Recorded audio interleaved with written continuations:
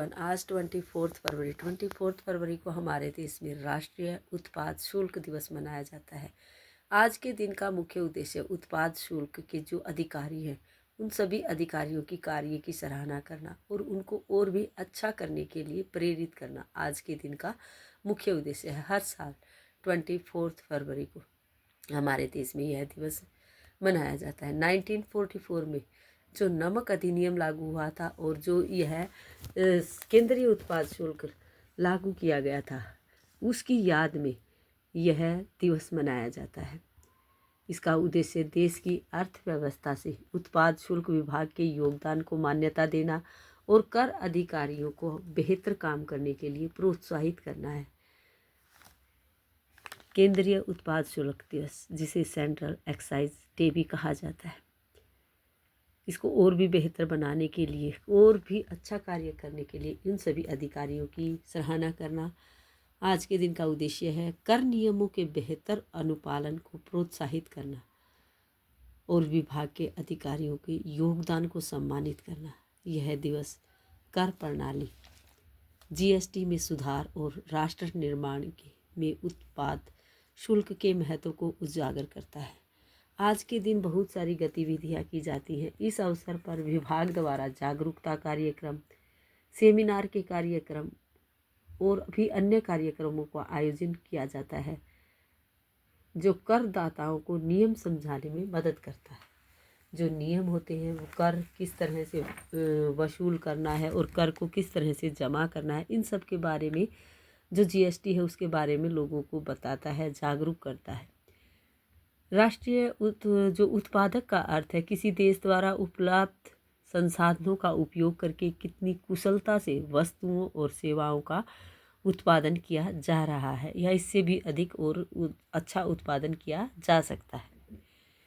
बच्चों को हमने जो लिखा सेंट्रल एक्साइज डे, इसमें से आज हम जो बच्चों को वर्क करवाएंगे उसी में से हम बच्चों को जो लेटर हमने लिखे हैं वही लेटर्स हम बच्चों को 2 बच्चों का कंपटीशन करवा सकते हैं। इसमें जैसे हम इनमें से बच्चों को चूज़ करना है, जो फट से उसको पहचानना है और उसको सर्कल करना है। जैसे हमने बोल दिया बच्चों को एन फॉर नेस्ट, तो बच्चों को खड़ा करेंगे, बच्चे एन फॉर नेस्ट को ढूंढेंगे और एन फॉर नेस्ट को जो बच्चा पहले सर्कल करेगा वो विनर होगा। इस तरह से खेल खेल में बच्चे जो हमारे कैपिटल्स लेटर हैं उन लेटर्स की पहचान कर पाएंगे। इसी तरह क्योंकि अब बच्चे ज़्यादा सीख गए हैं, स्मॉल लेटर भी बच्चे कर लेते हैं, तो उसके लिए हम बच्चों के लिए यही लेटर स्मॉल लेटर में भी यहाँ लिख सकते हैं।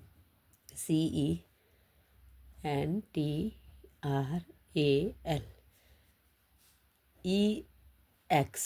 स्मॉल लेटर भी बच्चे पहचानते हैं, तो स्मॉल लेटर को बच्चे सर्कल करेंगे SE।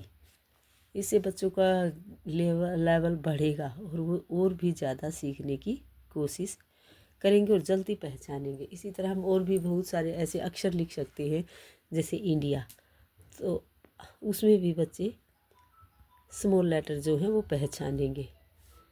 इसी तरह हम और किसी बच्चे का नाम लिख सकते हैं जैसे ABHAY अभय। इसी तरह हम दूसरे बच्चे का नाम लिख सकते हैं जैसे स्नेहा SNEHA।